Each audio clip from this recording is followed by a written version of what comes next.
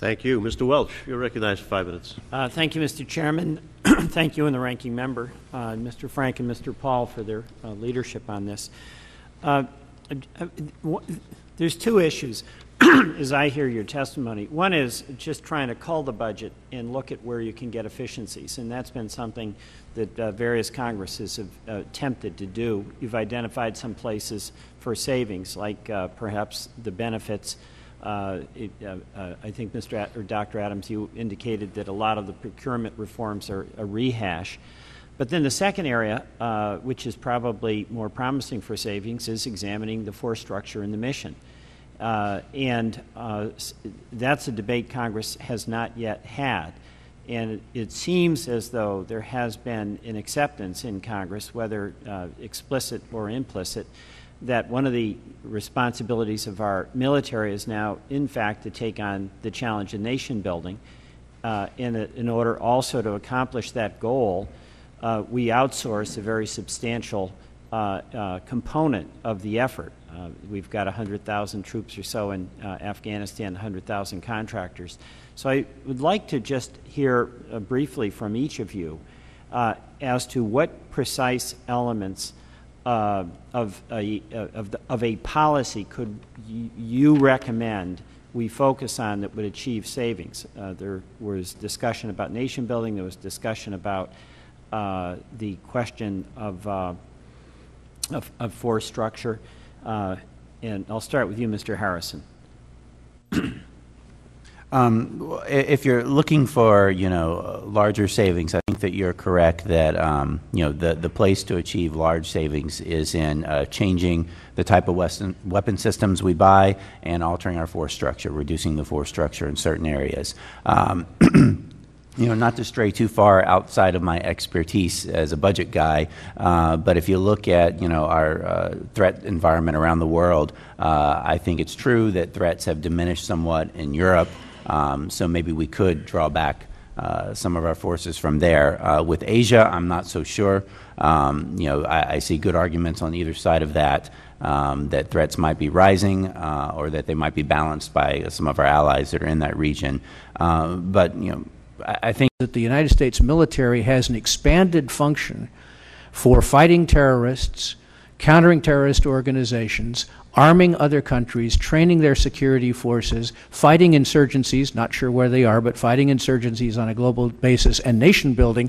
That's the set of missions that need to have a very, very hard scrub by the Congress of the United States. There is a cottage industry at DOD today, a cottage industry supported right now by this administration, that would have that mission set for the department expand rather than contract.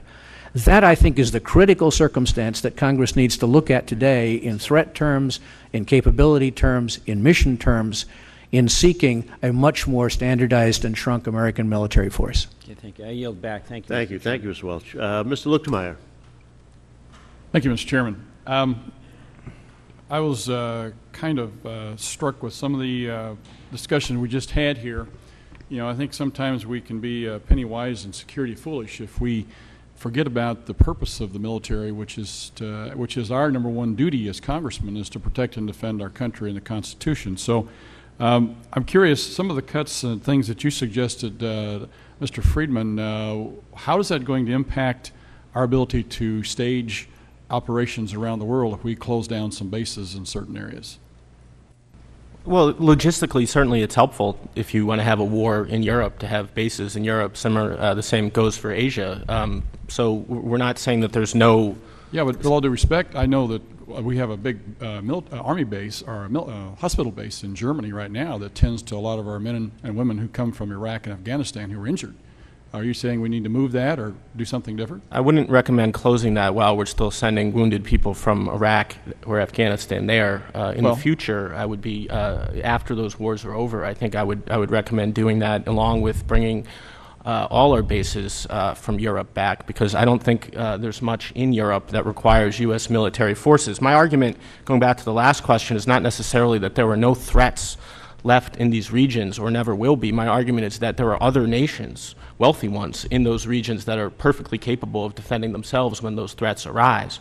And sure, you know, there's some risk associated with not having troops in the places where I'd like to not have troops, but there's also a risk with having them there in terms of the cost that comes through the force structure of having those missions, and there's a risk associated with participating in a war that we maybe could avoid. So I think there's dangers on both sides. How do you think that makes us vulnerable?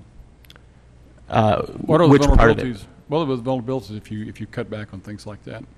I'm sorry. How do you make us more vulnerable? How do I make us more? Don't you think you make us more vulnerable by doing some of those things? I think having forces in places where we don't necessarily need to be because we don't need to participate in a war there because a host country has the capability to do it themselves make us more vulnerable because I'd like to avoid fighting in wars that we could avoid. Wars are dangerous and bad things. They're very costly.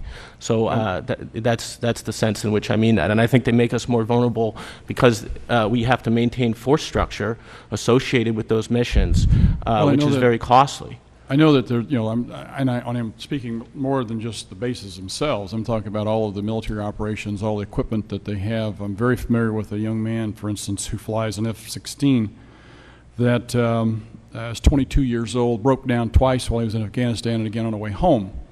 I certainly would not want to curtail his ability to have a piece of equipment that he can be safe in and protect our men and women who are on the ground with. I think that again, we can be penny wise and security foolish if we're not careful in how we do the structure of the cuts you're talking about.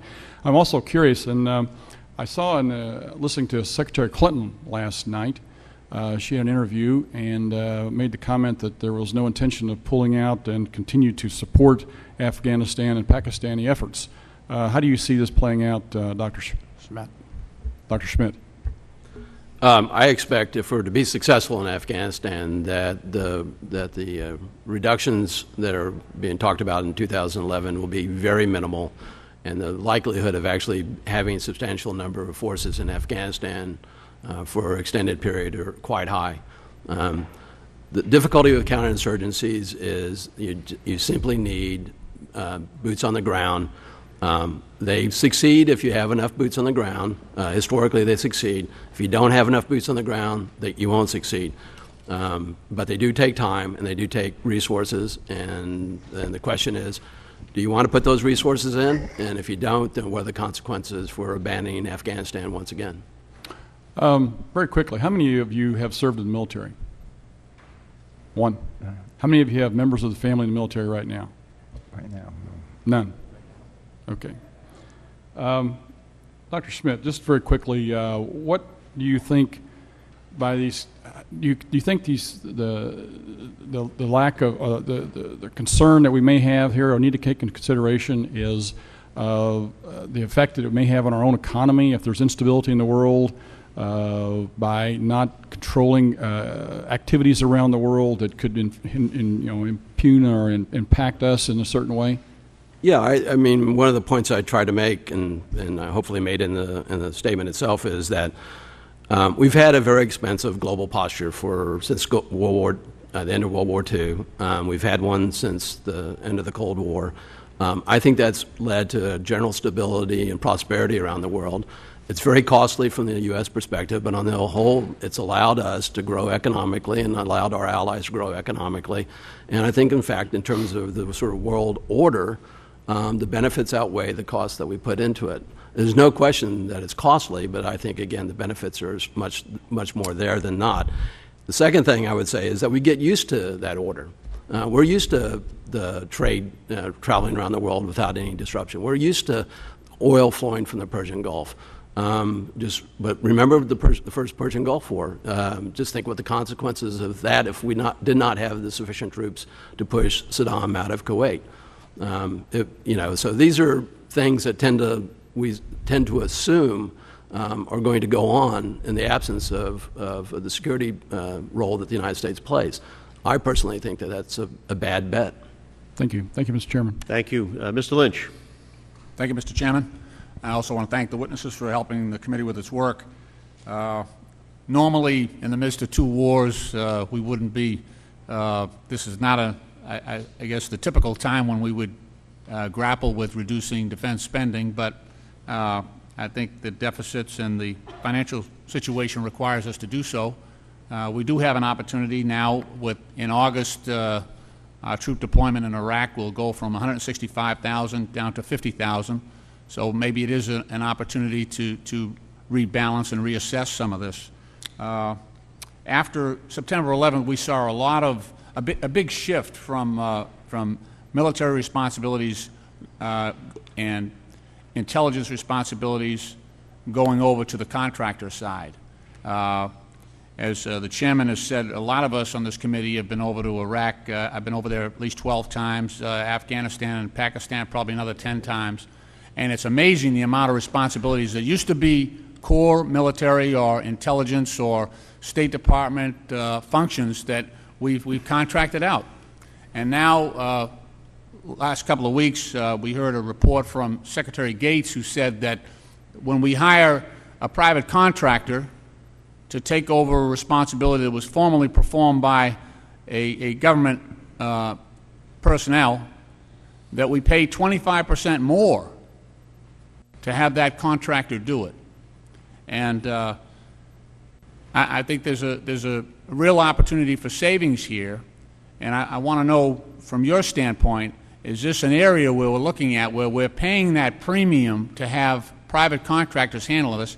And I've heard it from everybody. I've heard it from Treasury, I've heard it from USAID, I've heard it from the military that, you know, these contractors are cleaning up and they're making pretty hefty profits, and that's all at the cost of the American taxpayer. And we've got to be smarter now and more resourceful and more prudent with the way we're spending money. Is this an area that we should be looking at to reduce those costs performed by contractors and have them instead performed more efficiently and more cheaply by government personnel? Mr. Chair, because Congressman, could I tackle at least one cut at that? That'd be great, and I know others Mr. on the Doctor. panel may want to as well. I think this fall, contractor versus civil service versus uniform is one of those areas where you might get certain kinds of efficiencies, but you also pay certain kinds of costs. In other words, the key issue for me really here remains mission. What is it we're doing, and then who is it responsible for doing it? When I was at OMB, we did an awful lot of time working on what they call circular A76 comparisons. They said, would it be cheaper to contract it out? Would it be cheaper to do it in-house? And these are notoriously difficult calculations to make. The short-term advantage of doing it with contractors is once the contract is done, the contractor can go away and you don't assume responsibility for the contractor. So up front, it may cost you more, dollar for dollar in the given year, to do a certain function with a contractor. Long term, you're not going to be invested in that contractor for life. And that's a great point, Dr. Gordon. But Dr. Adams. But we're talking about core functions. Absolutely. They're not going. These functions Absolutely. are not going away. No. So this is perpetual contracting. No, and I'm talking about those functions, not something that's going to the need Absolutely, for it's and going to go away. I'm going straight there with you. Okay. The cost. This is just an analysis I'm giving you right now. On the do it on the government side, you can do it probably more efficiently, although the cost comparisons tend to be difficult because of where you allocate wages and salaries. When you do it on the government side, of course, you're investing in somebody over a lifetime, which means it's not just the direct costs up front, it's the lifetime costs, the benefits, the retirement pay, and so on. So it makes these comparisons very difficult to do. The problem that I think we've gotten into is more substantive than the issue of cost, and it's the question you raise. That is, we are now asking contractors to do things which ought to be done under the inherently government function title by public sector employees. If we do the sets of roles and missions that we're doing currently, it's going to be enormously expensive to acquire the government personnel to do all of those, which is why the question of mission is tied to the question of whether you do it by a contractor or in the public sector. In other words, to have the right-sized force, you've got two things you've got to deal with. One is, how much are you asking people to do? And the second thing, which we haven't talked about, is what's the relationship between your tooth and your tail? Historically, we have now something on the order of 2/3 of the active duty military personnel actually involved in tail, not in tooth. And the ratio of combat forces to tail has actually gotten worse over the past 50 years. It was closer to 50-50 50 years ago. It's now about 2/3, 1/3 tail to tooth. So the other piece of managing this in the government sector is not necessarily adding people. It is redefining what people's jobs are and how much of a tail you actually need as opposed to the tooth that you need up front. Thank you, Donald. Thank you. I yield back. Thank you, Mr. Lynch. Mr. Duncan. Well, thank you very much, Mr. Chairman, and thank you for calling this hearing. It's been a very interesting and informative panel. I don't have any questions. I just want to make a few comments. When you add up the regular military budget, the supplemental and emergency appropriations, the military construction budget, the money that comes in at the end of the year in omnibus bills, we're spending more on defense than all the other countries in the world combined, and as Dr. Canetta has pointed out, a 96% increase just since 1998, about 3 times the rate of inflation over that period. And most people in the country, if you ask them, they would tell you they're against massive foreign aid, but what they don't realize is that we have turned the Department of Defense in the last many years into the Department of Foreign Aid, because most, or at least very much, of what the Defense Department does now is just pure nation building, which is another word for foreign aid, and we simply can't afford it. And I agree with Mr. Friedman that much of our interventionist foreign policy that we followed over the last several years has created great resentment around the world, and has made terrorism more likely instead of less likely. And when you sit and think about it, and about what we've gotten for over $1 trillion now in Iraq and Afghanistan, fighting against militaries or organizations like Al-Qaeda. The main anti-terrorism official in the UN said a few months ago that Al-Qaeda was now so small it was having trouble maintaining credibility, but we're fighting against organizations or militaries with budgets of less than 0.1% of ours. And these threats have been so greatly exaggerated. I voted for the first Gulf War because I went to all those briefings and heard all the generals and the people from the Defense Department, the State Department, tell how great the threat was and talk about Saddam Hussein's elite troops. And then I saw those same elite troops surrendering to CNN camera crews and empty tanks. And I realized then that the threat had been greatly exaggerated, and it still has been over these last many years. And so what have we gotten for all this money? Last weekend we had another suicide bomber in Iraq, 48 people killed. The situation there is still just terrible. And then I saw in the current issue of Newsweek, Richard Haass, chairman of the Council on Foreign Relations, and he is in favor. There's never been an intervention that he hasn't favored, I suppose. But he wrote about Afghanistan, we're not winning, it's not worth it. And he says in this article, the economic costs to the United States of sticking to the current policy are on the order of $100 billion a year in economic costs. The military price is also great, not just in lives and material, but also in distraction from other potential problems.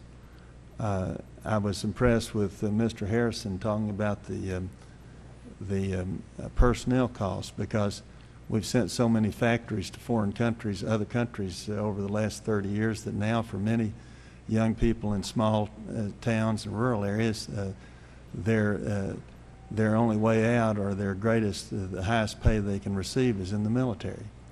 But we can't afford to keep increasing the military pay and benefits like we have been, especially when we're headed into a time when the entire federal budget is going to be taken up by Social Security and Medicare and Medicaid and various pensions. So I appreciate what most of these gentlemen are doing. Most of the think tanks and others that favor increasing the military budget at this point are supported by the defense contractors. And the defense contractors hire all the retired admirals and generals. And really what all this is about money and power instead of any real threat to us. And I'm just amazed that more conservative Republicans aren't awake. I think some are awakening to this, because fiscal conservatives should be the ones most horrified by what is going on here. Thank you, Mr. Chairman. Thank you, Mr. Duncan. I appreciate it. Ms. Chu. Mr. Adams, you argue that U.S. involvement in Iraq and Afghanistan have led to the abuse of the emergency supplemental process and actually funded defense spending that is wholly unrelated to the wars in Iraq and Afghanistan. Can you explain how the wars in Iraq and Afghanistan have bloated the non-war defense budget? Sorry, could you say that again, Congresswoman? You have argued that I heard what, yeah. So can you explain how it's bloated the non-war defense budget? Yeah. There are two principal ways in which the supplementals and the war titles have been used over time in a way that funds expenditures in the Department of Defense that are not directly war-related. One, which is pretty visible, is putting into the supplemental budgets hardware, military equipment, and procurement that is unrelated to equipment losses in the wars in Iraq and Afghanistan. And that has clearly been done. It was true of the supplementals more than it has been true of the recent war titles in the budgets. But every single war supplemental has carried over the first, starting with the first one, has carried spending for equipment that basically restocks inventories here at home or in exercises for the military, but is not replacing equipment lost in Afghanistan or Iraq. So one of the agreements that the new administration, the Obama administration, when it came in, negotiated with the Department of Defense was to restrict the uses of the supplementals for purchasing equipment that ought to be in the regular base equipment acquisition planning of the services. There remains a gray area there, and the gray area is what's called reconstitution. So I always urge the Congress to take a very close look at what's called reset or reconstitution in war titles and supplementals for equipment that really ought to be funded through the base budget because it's in the long-term plan for the services. The other area that's more difficult to tease out is in operations and maintenance, and about two-thirds of the spending for the wars in Iraq and Afghanistan falls in operations and maintenance. Okay, this is the support for troops that are in the field. It's not their pay, but it's the support services for the troops. Some of it is going to the contractors we were talking about earlier. The unique characteristic of operations and maintenance funding in budgetary terms is its fungibility. That is to say, money appropriated for operations and maintenance to the departments and to the military services is essentially fungible with any other money appropriated to operations and maintenance, which means from the services point of view, operations and maintenance funding, which is two-thirds of the war sup, is funding that is also useful for their general operations and maintenance and can easily be moved around inside the service budget to fund operations and maintenance requirements at home. That area has not been sufficiently scrutinized by the Congress. It does constitute a significant addition of O&M resources to the services. You've also said that what we should learn from Iraq and Afghanistan is that we do not need a military capable of intervening globally in all conflicts and disorder, and that we could prioritize missions that could maintain or even enhance our national security at less costs with smaller forces. Can you explain what kind of military missions you have in mind, how it could work considering the threat of al-Qaeda? Sure, and I know others on the panel may have responses they want to give to that because they've talked about the area of mission. This is, I think, the fundamental issue. What is the role and responsibility of the United States globally? What are the challenges that we face? What is the role and mission of the military in meeting those challenges? We don't often talk about it that way, but defense forces are basically a support function for our national security policy. They are not our national security policy. They're a support function for it.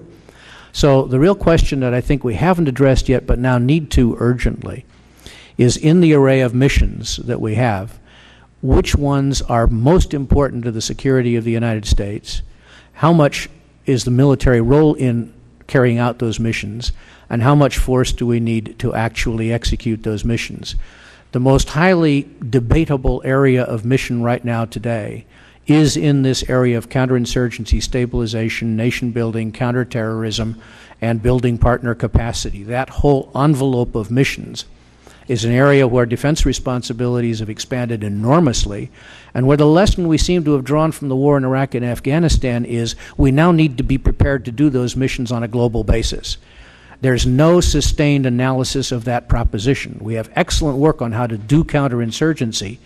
80% of it, by the way, is considered a civilian function in the counterinsurgency manual. We have no analytical text that tells us where, when, how, and why the United States is responsible for those missions on a global basis and where we're going to have to execute them. So right now we have no analysis of that area of mission in terms of policy and challenge that should tell us how many forces we have. And I think that's highly questionable, that our national security is engaged every time there is a terrorist attack, every country where there is an insurgent, every country that has a fragile state, every country that has a security sector. Right now we have an open door on mission and an open door on budgets without any analysis. If we turn that around and take a hard, cold look at that area, I think we will discover that we don't have as many areas where we need to conduct those kinds of missions. We are not peculiarly well suited in the military to carry them out, governance, reconstitution, and so on. And we don't have so many countries where we need to worry about doing them. Where that leads me is to say we can take a step back in that area of mission, and we can look seriously at our civilian capacities in the government to execute those parts of those missions that involve governance and economic development, which is the long-term responsibility that we and many other countries and international organizations have, but involve substantially less commitment of military force, certainly not on a global basis. We then return to missions that others have talked about here, which have more to do with the traditional functions of the military: deterrence, allied reassurance, conventional warfare, and a niche set of missions that may involve the military part of counterterrorism, humanitarian operations, non-emergency evacuation operations, and the like, where we can tailor a force that I would suggest is considerably smaller than the force that we have today. It would be more efficient and more scope to do those kinds of missions. So in a very brief description, that's how I would approach the question of missions. Thank you, Dr. Adams. Thank you, Ms. Chu. Mr. Jordan. Thank you, Mr. Chairman. I didn't get to hear everyone's testimony. I assume Dr. Schmidt is not here, and frankly, I wouldn't be either. But how many of the rest of the panel are supportive of a freeze to defense spending or a cut to defense, or freeze over an extended period of time, which in essence be a cut? Who on the panel supports that step? And I'll go down the line. Freeze or a reduction, and Dr., you support that? For me, it depends. It depends on what changes we're making in the missions that we're willing for our military to support, and what risk we're willing to take. Okay. I didn't want to speak for you, Dr. Schmidt, but I assume that's where. Just a blanket cap or freeze. No, I wouldn't support that. All right, Dr. Adams. Definitely support it. Yes or no? Sorry, definitely support it. Definitely support it. Now, the 3 and 4.5 or 3.5, I guess you supported the cap.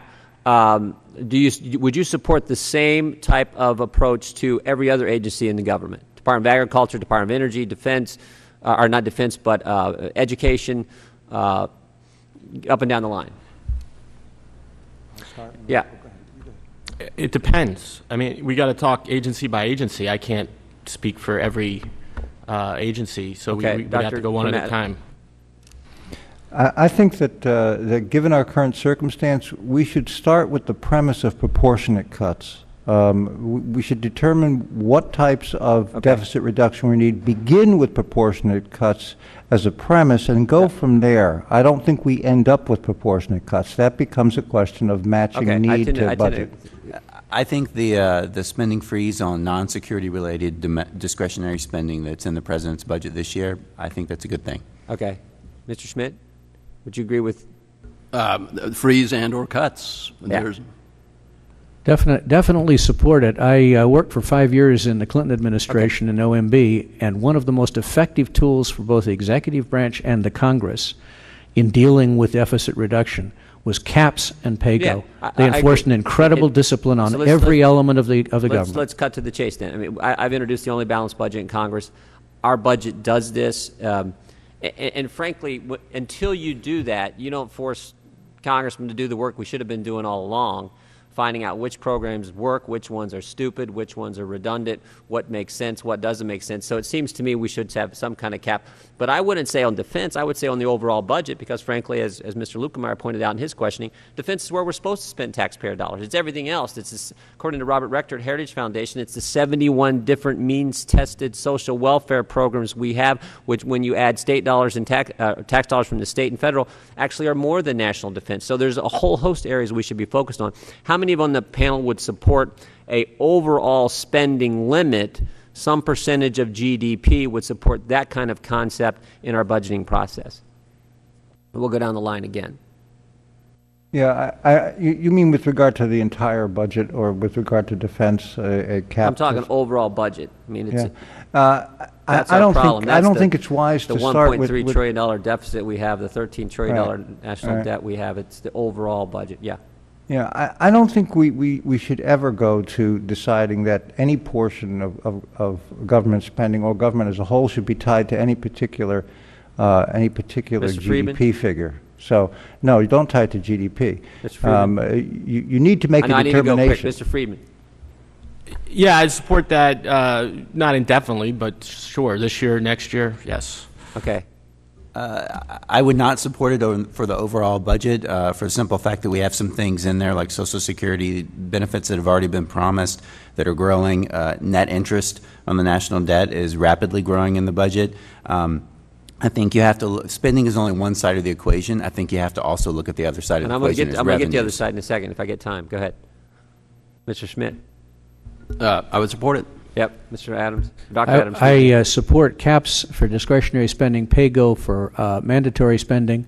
I would not peg any part of the federal budget, including defense, to a share of GDP. What's the? And I know there are lots of things, but it seems to me the one thing we need, in addition to doing this, putting limits and going through the exercise and figuring out what works, what doesn't, and getting spending under control, the one thing we really need more than anything to deal with our budget situation is growth. So give me your thoughts on. I mean, I happen to, you guys probably guess where I come from on the growth side, but we need to have the right kind of tax policy, the right kind of regulatory policy if we're going to have economic growth. You talk about the years where we actually balanced the budget and started running surpluses. It's because we had sustained and strong economic growth in this country, and frankly, we're not having it now. And I would argue the policies that the Congress and the administration have been pursuing are making it difficult to get the kind of economic growth we need to deal with our budget situation long term. So your thoughts on that quickly, and then I'll be done, Mr. Chairman.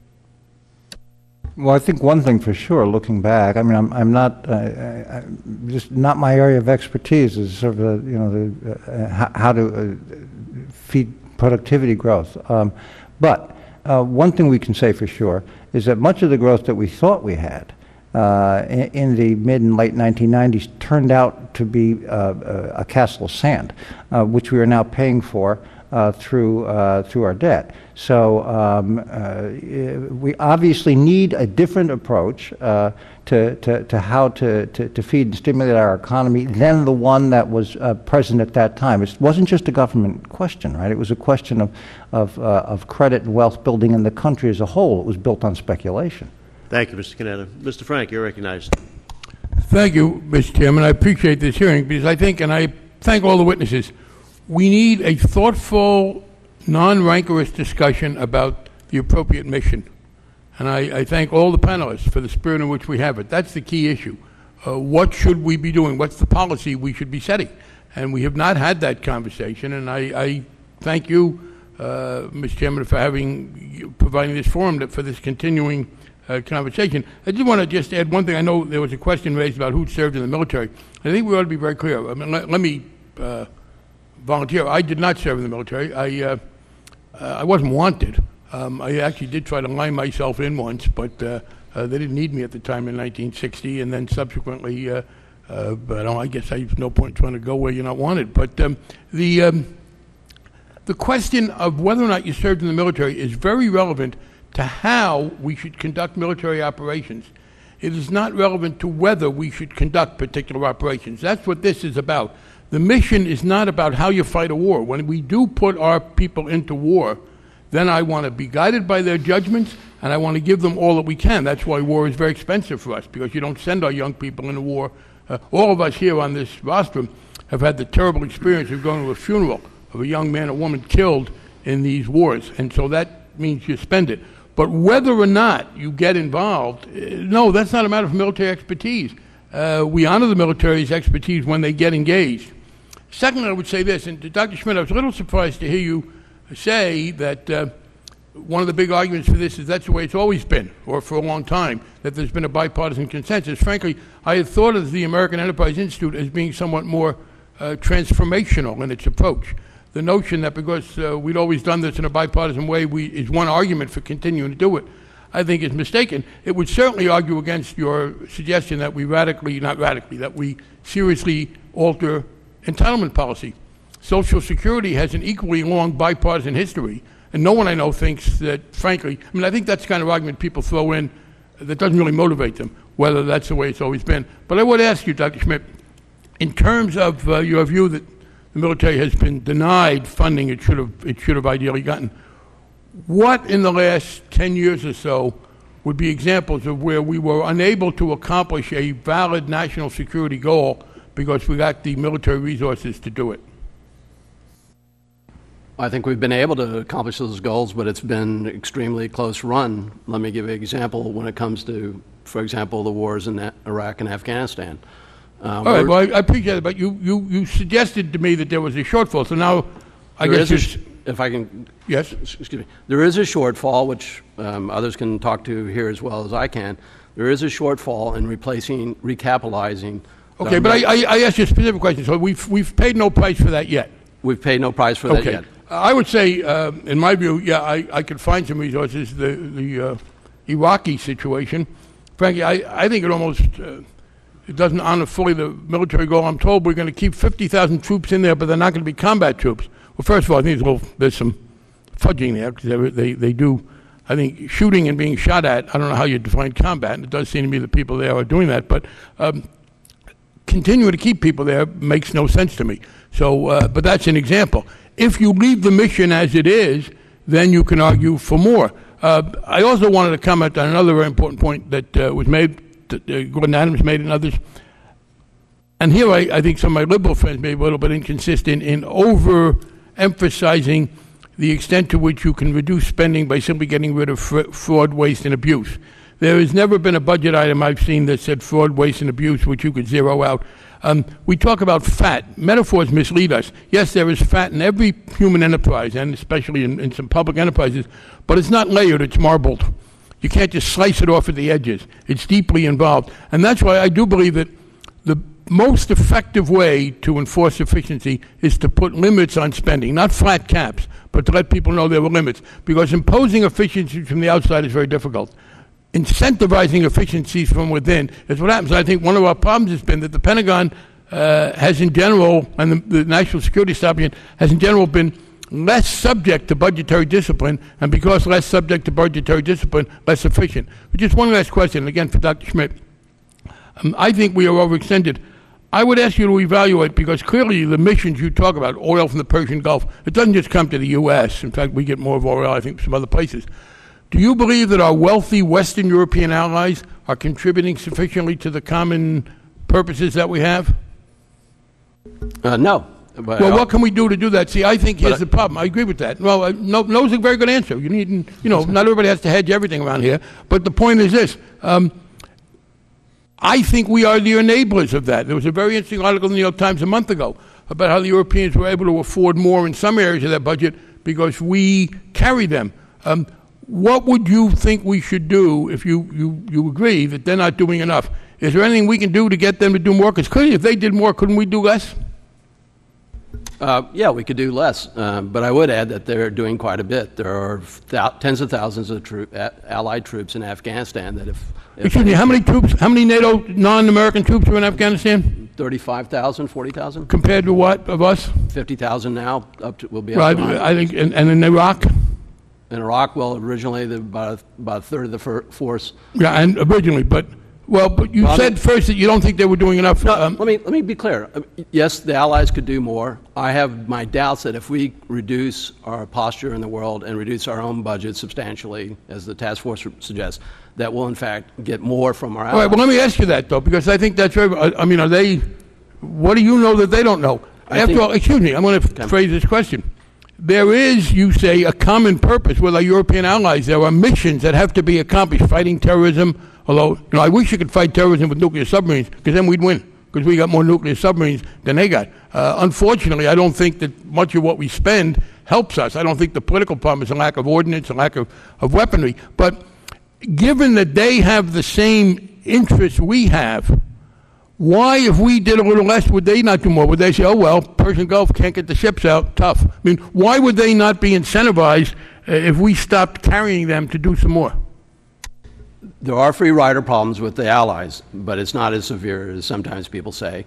And I repeat that if we cut back our forces, it's not as though they're, because of their own budget, the way they've handled their own budgets, towards which we are heading, they have less flexibility for actually increasing defense. Why? So are they dumb? No, would they endanger the shipping lanes, the Persian Gulf, the Straits of Morocco, whatever that I hear about? I mean, why? Are they suicidal, the Europeans? Why would they not want to defend themselves if we cut back? I'm more than happy. Secretary Gates made the point a few months ago talking about the NATO strategic review, and he said unless the NATO partners begin to up the ante in terms of defense spending, the strategic review won't be worth the paper that it's written on. I agree with that. I'm just saying. Would you add a threat that we would withdraw somewhat from Western Europe to let them do some more on their own? No, we've withdrawn from Western Europe. With the amount of troops that we have there is fairly minimal. It's there for logistics and for use because logistics is easier to go from Europe to Asia. Europe to the Middle East. Let me ask you one last question. Yep. The 15,000 Marines on Okinawa, which of course destabilized the Japanese government by our insisting on them, I have assumed, and I think we should have sea power and air power available with regard to the People's Republic of China. Is there a contemplation that we're going to use 15,000 Marines in any kind of a land war involving the People's Republic of China? No, probably not when it comes to the land war with China, but the expectations of those troops are there for be able to be deployed in Korea, possibly in a conflict in the Taiwan Strait and elsewhere. Well, the Taiwan Strait is a conflict. Excuse me, a conflict in the Taiwan Strait would be with whom? With China and Taiwan. Okay, seems to me the notion that we're going to use Marines in any kind of a combat with China is ephemeral, and I think they're there for some kind of political reasons to reassure the Japanese, keep the Japanese from spending money, and I think 65 years after World War II ended, it's time for the Japanese military budget to become realistic. Thank you, Mr. Chairman. Thank you, Mr. Frank. I want to thank you and Mr. Paul and the others who were instrumental in having this organization do the report that gave us such a good platform to have this discussion. Thank all of you for participating. I'm going to allow everybody to ask another question or two if they want on that, primarily so I can ask the one that I want to on that. One of the beauties of being chair, I guess. Can any of you, and I'll just go down the line, can any of you tell me the number of bases that the United States has overseas and consequently the number of military personnel that we have in those bases? Mr. Canetta.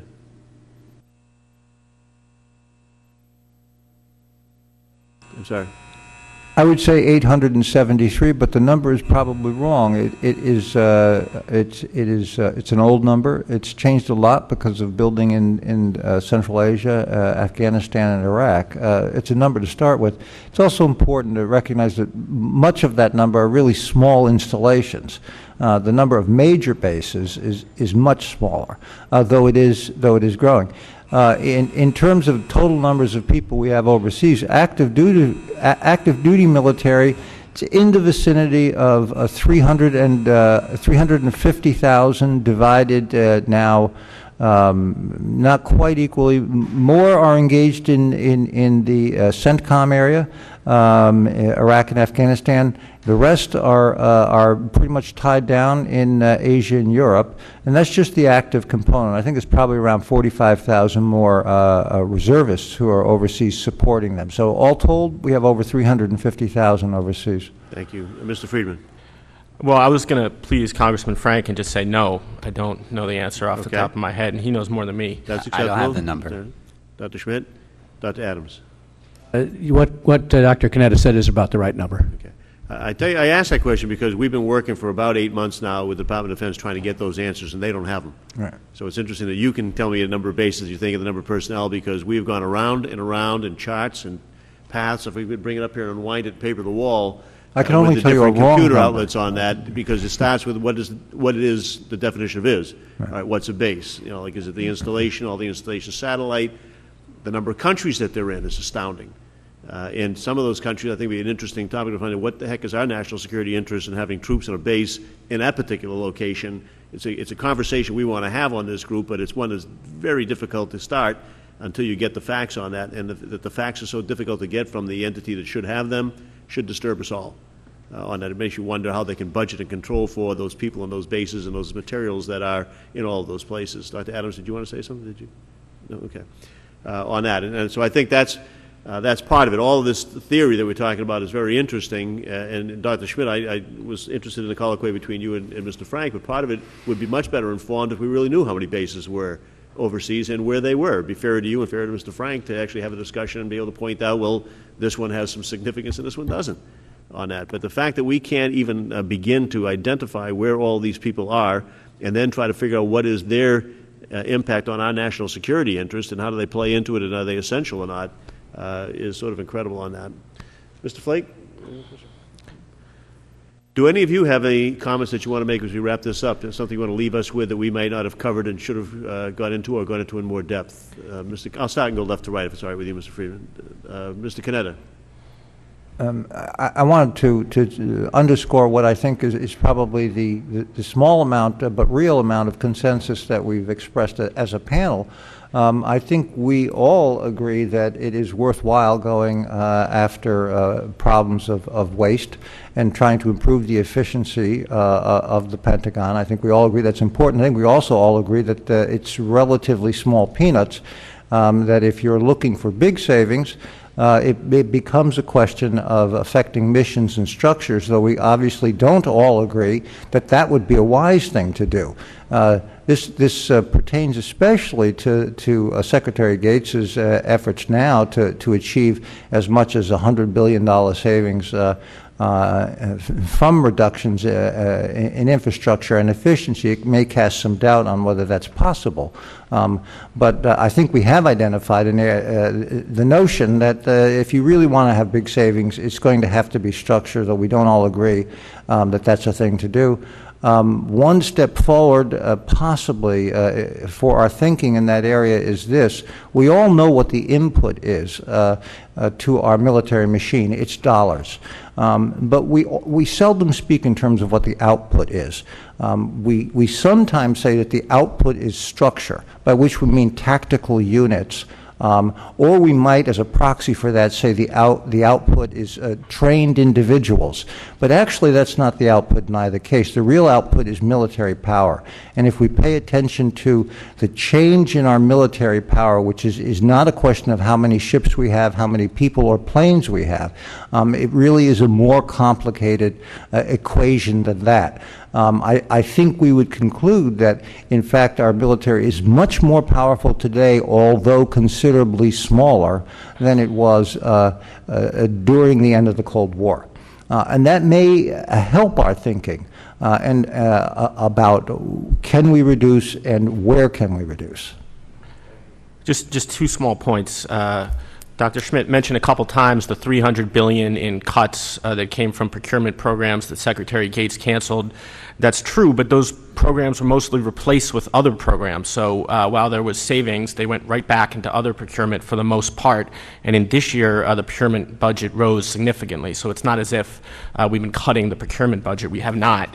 And then secondly, just with regard to this question, you never served in the military. Sure, I never served, but when I talk to people from the military, I get the sense that they kind of like the idea of doing less and having achievable missions rather than really difficult nation-building goals. So I think there's actually a large well of support within the military for the kind of thing that I was talking about in my testimony.